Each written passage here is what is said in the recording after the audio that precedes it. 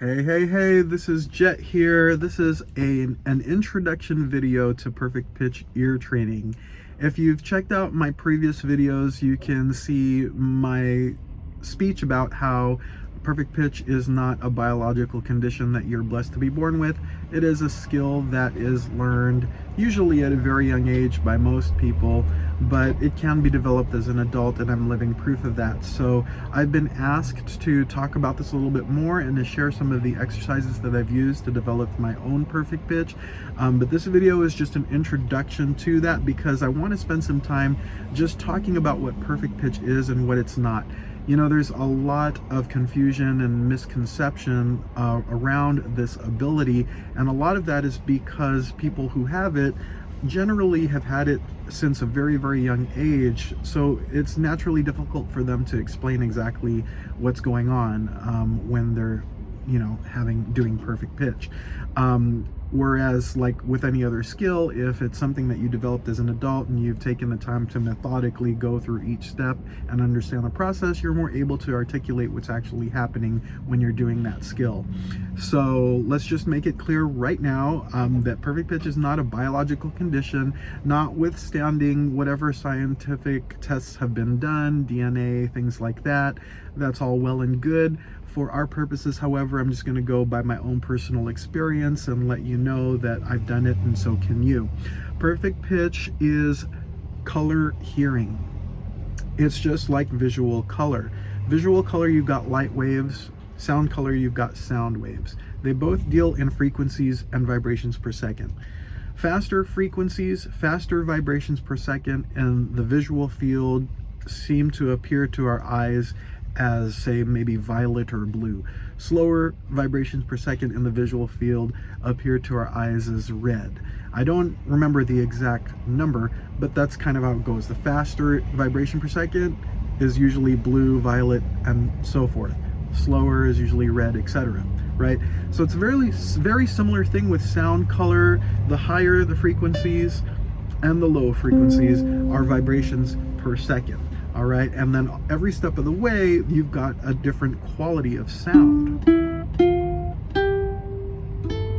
All right, and we can learn to recognize and identify just like we do in the visual field. All right, so it's a very simple perception, and I want to try and debunk some of the confusion around it. The first thing is perfect pitch is not timbre, or as it's also called, tone color. It's not tone color or timbre. Tone color or timbre is in reference to the sound of the instrument. That's the fingerprint of the instrument. The timbre of a piano doesn't sound the same as the timbre of a guitar. This ukulele is not going to sound like a trumpet. So timbre or tone color is what allows us to differentiate between instruments. It's not pitch color. Pitch color is just the pitch. Okay. Also, perfect pitch is not associating visual color to the sounds of each note. You know, we're not trying to associate red with the note C or green with the note G. That's not perfect pitch. All right. Perfect pitch is not vocal tension pitch. As a singer, I used to think that I knew that I was singing a B because I can rely on the fact that it's in the top of my range. So when I was approaching the very high extremes of my range, I can pretty much rely that I'm around singing a B, but that's not perfect pitch either. That's not a perception, okay? Perfect pitch is not relative pitch. Relative pitch is a changing level of awareness. It is the mind's understanding of what the ear hears. It is stacking the notes on top of each other to make chords. It is understanding the difference between two notes and how two or more notes relate to one another to form scales, intervals, chords, and chord progressions. That's a changing level awareness because music is moving. Okay, so it's a very surface level, like the ripples on the surface of the water in a river. Okay. Color hearing, or perfect pitch, is an absolute level of awareness because this C is always going to be a C no matter what you do on the surface. So this C is kind of like a rock at the bottom of the river, it always stays that color. And then on the surface, when you're watching it, it's kind of an illusion. It appears to be moving and changing, but really at the bottom, on the floor of the river, that stone is always red. It's just the ripples that give off the illusion like the red is changing into other colors. All right. Perfect pitch is also an expansion of awareness. Relative pitch is a focus of awareness, like say a television set. When you tweak the focus of the image on the TV, you're trying to get it so that it's a clear picture, so that it's not fuzzy. If you've trained for relative pitch, then you know what's going on in the music. The focus is clear. But if you don't have perfect pitch, then you've got a black and white TV. All right. With perfect pitch, your enjoyment of music is greatly enhanced, because it's like you have color TV. When we train for relative pitch, we're focusing in on the relationships between the sounds. So it's a focusing activity. When we train for perfect pitch, we're expanding our awareness. We're not thinking as much about it because it's not a logical thing. It's an expansion of awareness. It's a perception. So we're listening vertically, we're listening deeply into the sound. All right, we're not comparing it to other sounds, we are listening to it. And in this sense, the way that we train for a perfect pitch is ridiculously simple. When I start showing you the exercises and how to do them, you're going to think, come on, it can't be that simple. But it actually is. And I think this is another reason why there's so much mystery and mythology around this ability, because it just can't be that simple, I think, is what most people assume.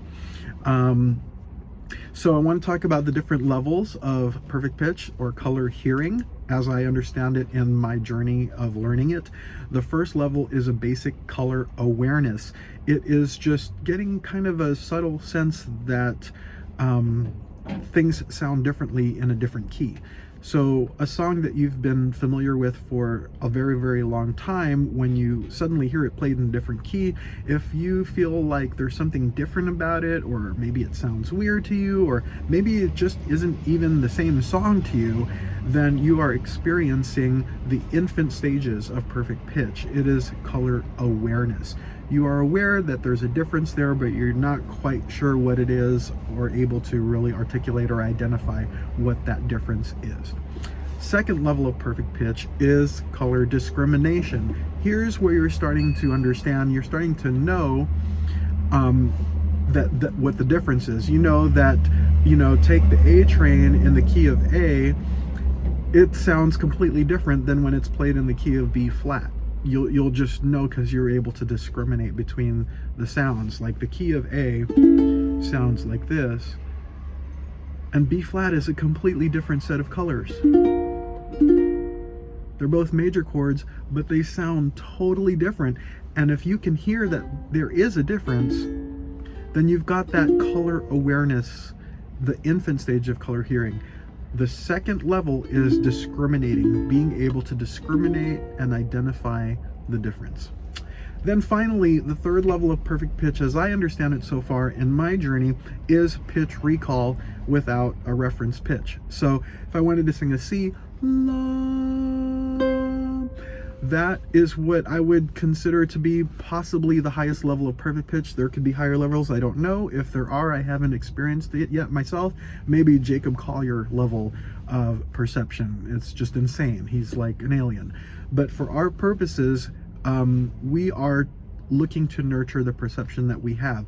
And so far, my understanding is, and my experience is, that being able to recall these pitches out of thin air without a reference pitch is, for me so far, is the highest level of perfect pitch, because now it's internalized, you're intimately familiar with these sounds, and you can reproduce them without relying on an instrument.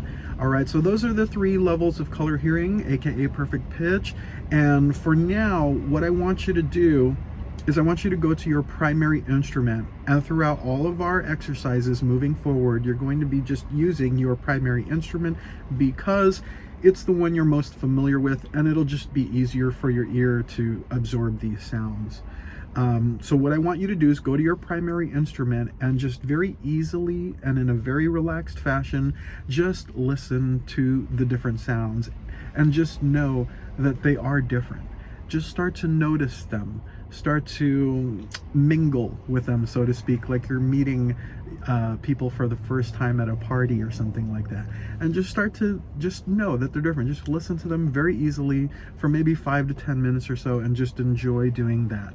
Okay, and remember, we're not trying to associate visual colors to these things. Okay, when we're kids and we're learning to describe visual color, even now as adults, it's hard to describe what the color red is. You can't explain to somebody what the color red is, right? So it's the same thing. You can't explain to somebody what the color C sounds like. So you have to just go sit at your instrument and listen to them and experience them very directly, very simply, and listen very easily. And after you've done that, we'll make another video for you where I start to introduce actual exercises. But it's very important that I got this video out first so we can debunk the mythology that has been piled on top of this ability. So now you know what perfect pitch is. Go sit down at your instrument, listen to the colors, and just know for now that there are differences. And we're going to start implementing exercises to start to allow you to discriminate between the different tone colors and recognize them. All right, thanks so much for watching, and I'll look forward to seeing you on the next video. Bye for now.